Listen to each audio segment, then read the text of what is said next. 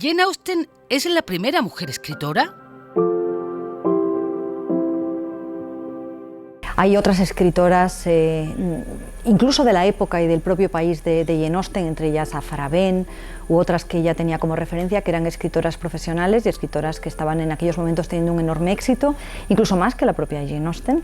Y si nos vamos a otros países, si nos vamos a épocas anteriores, tenemos a autoras que, si bien no publicaron en el sentido estricto del término, habían escrito y son autoras modernas. Autoras como por ejemplo Teresa de Jesús, o como por ejemplo cualquiera de las que se dedicaron a escribir y a evocar cuestiones históricas o de botánica. Sin embargo, el caso de Jane Austen es muy particular porque nos habla de una autora que tuvo sobre todo su éxito después de muerta y que está viva y presente, reeditada y reinterpretada en versiones audiovisuales prácticamente cada 3 o 5 años en estos momentos, 250 años después de su nacimiento. Y eso la hace muy particular y la hace muy especial. Pues tanto ella como otras escritoras de su tiempo y las que vinieron después, sobre todo, me han ayudado a trazar una genealogía, porque es que da la sensación de que cada mujer que pues se reconoce como escritora, primero a sí misma, que es complicado, y luego ante los demás reconocen que es escritora,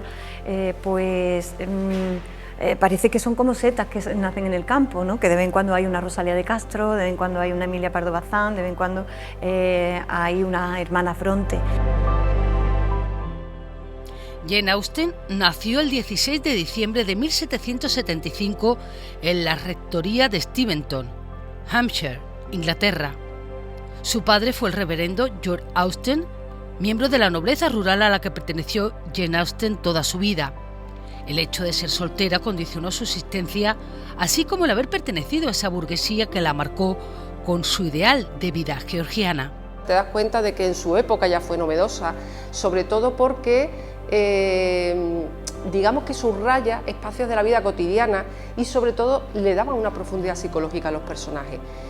Y sobre todas las cosas explica por qué hacían las cosas las mujeres, no son estereotipos. Entonces la verdad es que ahí hace una literatura muy interesante sobre la figura femenina, ¿no? Que siempre queda como una especie de cosa plana. Orgullo y prejuicio se publicó firmado por Anónimo.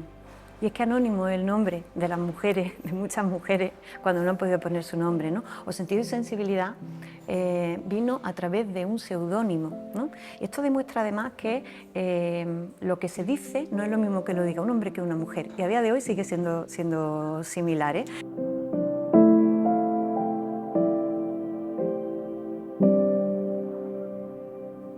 Ha sido tachada su obra literaria de una cierta candidez, al menos aparentemente.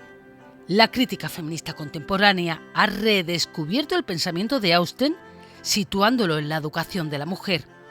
Existen varias razones por las que Jane Austen resulte todavía tan joven, tan actual y tan fresca. Principalmente tiene que ver con la influencia de los textos teatrales y de lo dramático que podemos percibir aún en sus novelas, los diálogos, la configuración de los personajes, la maravillosa descripción que lleva a cabo de los personajes mediocres, absurdos, pesados, llenos de defectos y bueno, en los últimos tiempos es inevitable que las tramas amorosas sean también algunas de las partes favoritas de los lectores y muy particularmente de las lectoras. Y esa idea también de superación, esa idea de que el amor no es únicamente un brillo deslumbrante o unas mariposas en el estómago, sino que tienen que ver con el perfeccionamiento personal, ha encajado muy bien con nuestro concepto contemporáneo de romance, de amor. Escribió relativamente poco, únicamente tiene 6 novelas mayores y alguna obra más corta y obra juvenil. También tiene una abundante correspondencia y es muy difícil escoger entre las 6 porque todas obedecen a algo. Sin embargo, quizás la más completa y también la más conocida sea Orgullo y Prejuicio, y permíteme que mencione Enma y en particular Persuasión, que es la que en los últimos años se ha convertido en mi novela de referencia. Llega a introducir nuevos temas, hasta el punto de renovar la literatura inglesa. Por 3 motivos. Un nuevo estilo. Introduce el estilo indirecto libre, introduce el monólogo interior, el sarcasmo y la ironía. También ella da fe de la voz a la mujer desde el punto de vista de la mujer. Y hace una tercera cosa importante, que eleva lo cotidiano a nivel literario. Y bueno, Harold Bloom la incluye en el canon de los grandes junto a Shakespeare. Es junto a Shakespeare de las autoras más leídas, más reconocidas, más consagradas. Y por ejemplo, pues la alaban Hemingway, Unamuno. Y yo creo que sí, que es de las primeras autoras, podemos decir, modernas de la literatura inglesa. Su capacidad narrativa y su minuciosidad con el detalle propone una serie de personajes carismáticos donde al lector se les ofrece todos los defectos de los personajes. Por eso trasciende y además es todavía muy vigente. Su vida sentimental estuvo volcada, casi en exclusiva, en su relación con la literatura. Me parece fantástica esa lucha que ella llevó durante toda su vida a través de su obra de defender lo que ella creía que era el matrimonio por amor y no un matrimonio de conveniencia, ¿no? Ese hecho de que las mujeres tenían siempre que estar sometidas al padre o al marido, pero nunca tenían su libertad. Ella fue lo que criticó y lo que valoró en sus novelas. Entonces hay que estarle muy agradecida a Jane Austen. Hay otros autores y otras autoras que han influido de una forma más directa en mi obra. Sin embargo, el estudio y la manera en la que me he especializado en Jane Austen ha sido determinante para mi relación con ella como materia de estudio y también como un ejemplo biográfico. Me ha permitido adentrarme en su mundo, me ha permitido combinar y relacionar su obra y su vida, compararla también, ¿no? con otros autores y sobre todo con otras autoras. Entonces podríamos decir que su influencia va más allá de que haya leído y estudiado su obra. Tiene mucho que ver con cómo he articulado mi labor de ensayista literaria y también tiene mucho que ver con la manera en la que he iniciado la divulgación, teniendo en cuenta que uno de los temas de los que más me piden que hable es precisamente Jane Austen. Se esperaba de Jane Austen que fuera eso mismo, o sea, una persona que en una sociedad en la que se esperaba de ella que lo que fuera era un adorno más que nada, ¿no? en la vida de un hombre. Entonces, ese momento en el que nosotros vivimos, en el que ahora podemos escribir, plantearnos libremente esa posibilidad de ponernos a escribir, de que nos publiquen, de que además sea reconocido nuestro trabajo, se lo debemos a todo este grupo de mujeres anteriores que han estado pues haciendo este hueco, ¿no? a todas las demás que veníamos detrás.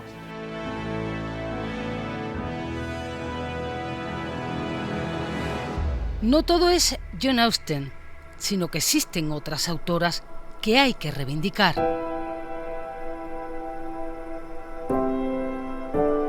Me importa mucho lo del estatus de escritora y yo creo que Austen fue, yo creo que la primera que nos podemos plantear con estatus de escritora, como mujer que se dedica a la escritura y que publica sus libros, ¿no? Pero también estaba pensando que en otras culturas y en otras épocas ha habido precedentes de mujeres con ese estatus. Y pensaba, por ejemplo, en las poetas del Al-Ándalus.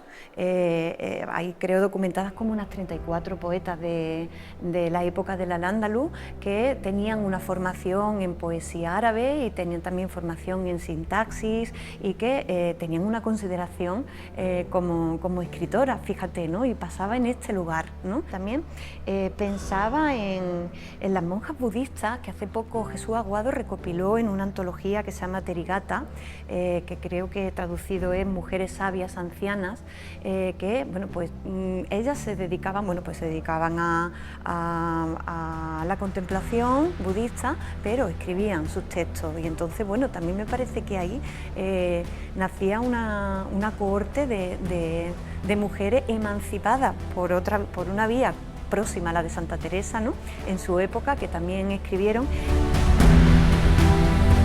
Charlotte Brontë, 1816-1855. Publicó en 1847 Jane Eyre. Pudo tratarse de una autobiografía ya que la autora tuvo una relación con su profesor. Cuenta la historia de Jane Eyre, una niña que se queda huérfana y tiene que vivir en una escuela dedicada a gente de su condición. En general hay muchos casos de mujeres que han tardado en que les reconocieran su obra y otras en que su obra ha sido malinterpretada, ¿no? O sea, por ejemplo, Charlotte Bronte tuvo un éxito enorme con Jane Eyre, pero la gente lo tomaba como una novela rosa, es mucho más que eso, ¿no? Bueno, ha crecido de forma exponencial la presencia de las mujeres en el mundo de la escritura. Hasta ahora, durante siglos, el mundo de la escritura estaba acaparado por los hombres. Las mujeres tenían un lugar muy arrinconado, incluso Charlotte Bronte tuvo que publicar con seudónimo de hombre para que se tomara en serio sus novelas. Y bueno, creo que es lo que corresponde ahora.